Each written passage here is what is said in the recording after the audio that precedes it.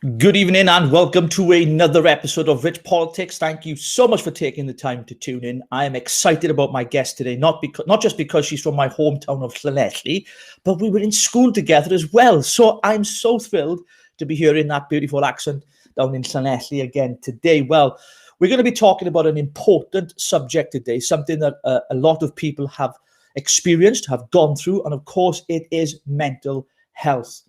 You know, the coronavirus pandemic has left a deep, lasting scar on the mental health of millions of people in the country. The devastating loss of life, the impact of lockdowns and restrictions, and loneliness, of course, and the inevitable recession that lies ahead of us.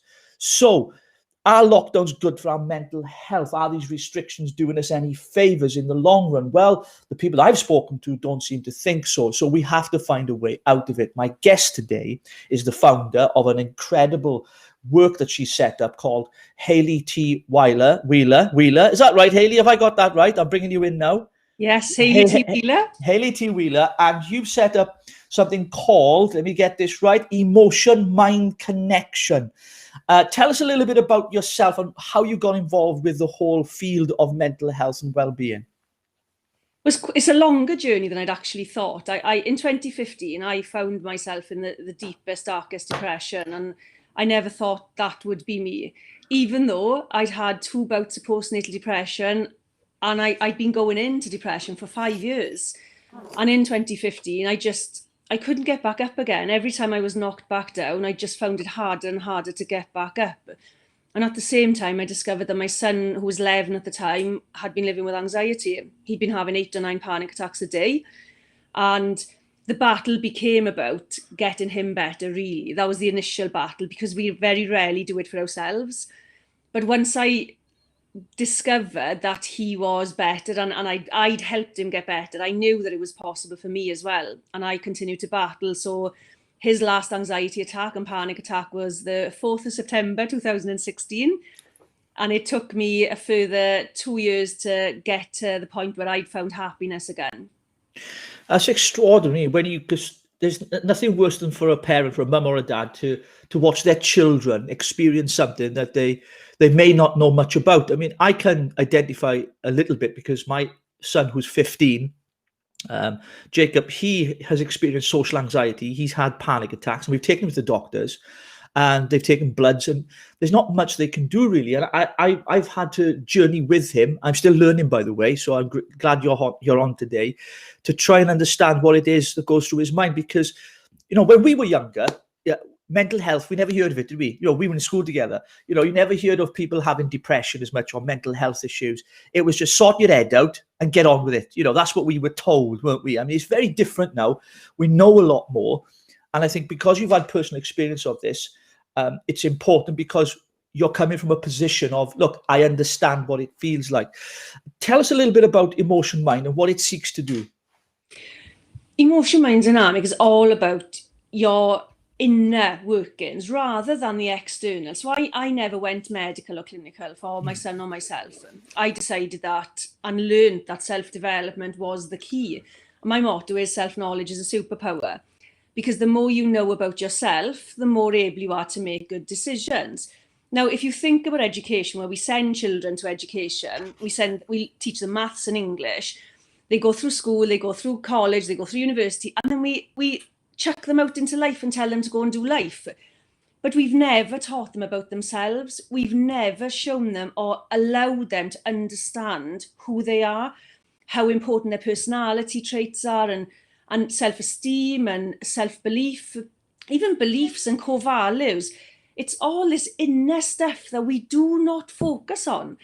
And that has helped myself, my son, and many other people that I've worked with. And I love that journey, because that empowers people long term. That's not a short term thing. That's about long term happiness, quality of life, and better mental health. I was going to say, and you've been doing a lot of this, of course, online, haven't you? Through your Facebook page, people can connect and they can find you. I'll put the details in the bio of the video. Have you found, since the lockdown, the pandemic, there's been an increase in the amount of people that you've been interacting with and working with? I think the figures of prior to pandemic were 1 in 4 adults, 1 in 10 children. Now, they sound 1 in 4, 1 in 10. But if you think about adults, in terms of the UK, that's 17.5 million people. That's a lot of people, isn't it? That's a lot of people. So that's across the UK. I haven't got the figures for Wales. I didn't break them down. But you think about all those people prior to the pandemic. And then we had a lot of people who didn't understand mental health. So those people that were still saying, get a grip now, man up. They have, under these conditions, started to experience a variety of mental health challenges at the very least. So intrusive thoughts, struggling with the lack of freedom, struggling with the restrictions, not being able to get out and use the skills and the tools and nature that we would have normally. So you have people now who have been through it and understand it from a very different perspective now. Yeah, how important is exercise for mental health and well-being? Because I one of the things I've started doing a lot more of is going for walks. I didn't do much. I just go for walks with a dog normally, my little pug somewhere, somewhere. But I was just thinking, it's really helped me because it clears my mind. I didn't think it would have that kind of impact because I think walks were boring. Where I live here in Abergavenny, it's beautiful, and I got a river, it's flooded at the minute down by here. And I just think, are these very simple, basic things where, although gyms are an essential part of mental health and well-being, but simply going for walks as well is a good thing, isn't it? Well, I think nature is a good thing. Not everybody's going to love it. Not everybody's going to benefit from it. But nature is a good thing. It does give you that space and that peace if you need it. Going for a walk in nature, on the beach, in the forest, all these things, we take them for granted because we live in a very pretty place. Wales is beautiful. Yeah. But we've had all those things taken away from us. And I think that has been had quite an impact for people.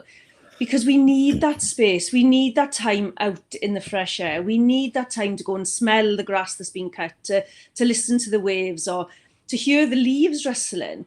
And we talk a lot about mindfulness. And there we have mindfulness wrapped up in a package outside our doors. But we're not allowed to go there.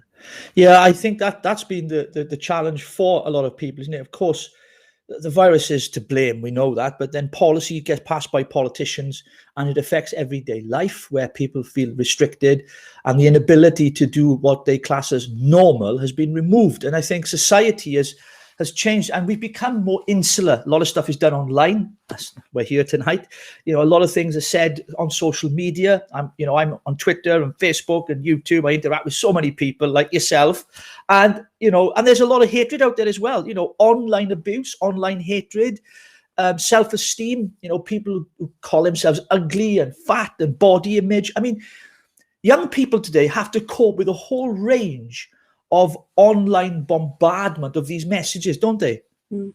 If you think about, it's a conversation I've had recently, actually. If you think about what we've lost by gaining social media, social media has a place in society. It's wonderful for connecting people across the world. It's wonderful for understanding the world and understanding other people. However, it really does have a lot of downsides. Children are losing the ability to communicate, and communication with others and connection with others is so important. We need to learn to plug in emotionally to other people. And I'm not saying to take on other people's emotions, but to have that deep connection, which you can't get through a screen. And you don't get to see the consequences of your words and your actions online. Wonderful tool as it is. You can say what you like and you walk away and you don't see the facial expressions, the body language, you don't see the mental impact, you don't see the emotional impact. Whereas face-to-face, we get to see somebody's body language and we get to read that. But children are really missing those skills.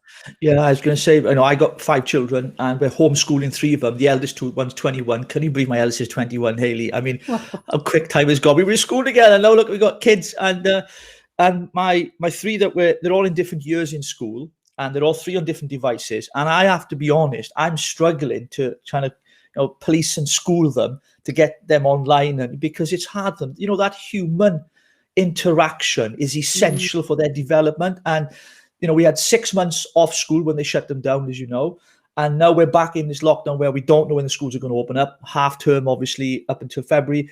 Is it March? Is it Easter? Some people have talked about, across the UK. What kind of impact do you think this is going to have on our children, being locked up, if you like, and not being able to go to school and interact with teachers and their friends? I think the reality is, from parents and children and families, none of us choose to spend 24 hours a day, 7 days a week with each other. We all need to have space away from our families. As much as we love them, I've got 4 children myself, we love each other, but we need our friends. We need space from the family. We need to be able to, children in particular, need to be able to go with their friends and develop those skills with their peers. And that's really not happening. And my children have dealt with this amazingly. They've been fantastic. They do the schooling. They I don't really have to regulate it as much as maybe a lot of other parents. Well, I think I'll send my kids down to you then, shall I? You can be in a bubble with them. I don't mind. More than welcome. But they are now missing that interaction with friends and that development space, because they're not supposed to develop under our watchful eyes. We are supposed to guide them, but they are supposed to be in the schoolyard or in the playground or on some skating, whatever, learning things without us there. And that is missing. We're lacking that. I mean, the government got different choices ahead of them. I mean, what are they supposed to do? Because of course there is a pandemic. I'm not one of those who denies it. I'm excited that there's a vaccine. Some of my viewers and people, watching the broadcast, some of them are into the vaccine. Some of them are like, oh, I don't want the vaccine. Look, at the end of the day, there's a vaccine out there and it's been rolled out. What I find frustrating, and it affects my mental health, is when you get told at the start of this, once we found a vaccine, it's the way out. There's light at the end of the tunnel. That's the phrase that they use. And so there seems to be an exit strategy. But then more recently, in the last few days and weeks, we're hearing now that we won't go back to normal. The vaccine is not the silver bullet. And it kind of makes you wonder, what the hell is going on? It's like, well, we've complied as much as we were able to. Businesses have gone to the wall, and we're talking about mental health today, the impact it's had there. And I don't think we'll see the full impact for many months or years to come. Suicides in males is quite high at the moment. Some of the reports that Mind have done, in fact, I'll just read some of it here. More than half of adults and over 2/3 of young people said that their mental health has got worse during the period of lockdown. Restrictions on seeing people, being able to go outside, and worries about the health of family, friends are key factors driving poor mental health. Boredom is also a major problem for young people. So that's from the charity Mind. And you can see the impact that these lockdowns are having. Is there any light for us at the end of the tunnel, Hayley? I think this is part of the problem, though. If you consider that anxiety and depression in particular are like controlling partners, they take control of your mind and they make you feel like there is no way out. And every time you think you're getting somewhere, they rip the rug from under you. And that was my experience with my son and myself. Every time I thought, oh, I'm getting better, my depression would kick back in, and I had anxiety caught up in that, and it would just rip everything away and I'd be back on my backside again. And that's what it feels like. That's what this whole situation feels like, because you don't know what's coming. You don't know how to prepare for it. And the fear of going out, and there are people who can't wear masks. There are people who physically can't for lots of different reasons, not just mental health. There's other, historic reasons why people can't wear them. And people are judging them. And you see the judgment on social media. We do need to see what is going to happen, what's the future, because we're already living with that inside our head. There is no future here. My mantra when I was ill was no way out. Yeah. That's very interesting you say that, because that's what we're hearing people saying about this whole pandemic, aren't we? Because the mainstream media are promoting a narrative, and it's like, well, when are we going to get out of this? When are we going to go? And they're calling it the new normal. I reject that phraseology, new normal. No, I just want my life back, my liberties back. Talking about the mask thing, my wife is exempt, so she has one of these lanyards. And when I go shopping with her, which we're not allowed to at the minute, we can't go in couples apparently. Anyway, so when I go shopping with her, you can see people just looking at her, wearing a mask. I'm wearing a mask. She's not. And I can feel the judgment through their eyes. And you think, and I speak to them, I go, all right, mate, all right, but what's happening? I'll speak to them. I don't care. And I'm like, they seem to have this preconceived idea that if you're not wearing one, then you're, you should be wearing one. And it's a judgmentalism that comes with it. And my wife has experienced it. And she said, Rich, I feel people are looking at me and judging me. It's a real experience, isn't it? Absolutely. But with mental illness and mental health challenges, you're already judging yourself. So you think of how difficult it is to go out into a society now where people are judging you for anything and everything, and they're openly judging you. They're openly saying things. I saw recently where somebody was punched in the face for not wearing a mask. Can you imagine the fear of somebody who's already struggling to get through their day? Because you struggle, you just want to get through your day with as little problem, challenge as you possibly can, and then you have to go to the shop. That's a scary prospect, and I do understand. I'm with the fear of the virus and everything else. I get all that, but we've lost humanity. We've lost that ability to be empathetic to someone who cannot, for whatever reason. It's not our right to judge or form an opinion or be right about what our beliefs are. But we've lost that connection with people, and that's hard. I found that hard, and I'm lucky. There have been days where I've gone, okay, what am I doing with myself? But I'm lucky because I developed all these skills with my battle with depression that I can rationalize. I can let things happen in my head and know when to stop them. I developed those skills, but lots of people haven't, because they've either never had anxiety, depression before, or they've never had the right support for it. And there is support out there. Well, coming to the support part, I was about to ask you, how can people engage with your program and get to know more about what you do and, connect with you really, so they can find help, locally there, internationally, but around Wales and around the UK? Because I know you've been doing it. You've been doing some online stuff, working with people through social media. How can people get a hold of you? So on any social media platform, I'm Hayley T Wheeler. That's Pinterest, Twitter, LinkedIn, Facebook, all. And my website is also www.hayleytwheeler.co.uk. I've got a course I'm running for any parents who are worried about their children and their anxiety. I've got a workshop on the 3rd of February, which aims to help parents understand it and understand ways to help their child with their anxiety. Because I know I felt like a failure. I didn't know, I didn't understand. So it's breaking that anxiety down and for them to understand it from the person looking outside in. But any social media is Hayley T Wheeler, and you can get in touch and ask questions, follow away, have a look at my stuff, because it's important. You are the most important person in your life, whether you've got children or not, because if you don't look after yourself and you end up with depression like I did, nobody stepped up to be the parent that I needed. I still had to parent. So if we look after ourselves now, then we be better parents. Yeah, that's a very good point. And, some of you watching this may have gone through anxiety and depression. Look, you're not alone. There are many of us out here that have suffered, that have experienced it. There is help out there. So I'd really encourage you to connect with Hayley and her program and message her, follow her on all the social media platforms. And all this will come up on the bio on our YouTube channel as well. So you can hit the link and follow Hayley. I think it's very, very important. Hayley, I just want to ask you a couple more questions before we go today. First of all, I noticed you got a lot of positive quotes behind you on the wall. Now, I want to ask the question because I see these things and I buy them and I put them around the house myself. I got one up here. It's not quite motivational. It says, "Mum, no matter what life throws at you, at least you don't have ugly children." So my kids bought that, right, for the wife. But I wonder, are positive quotes and things surrounded you, is that good for your mental health and well-being? It is, but I don't want to go into this toxic positivity, because this is something I touched on recently.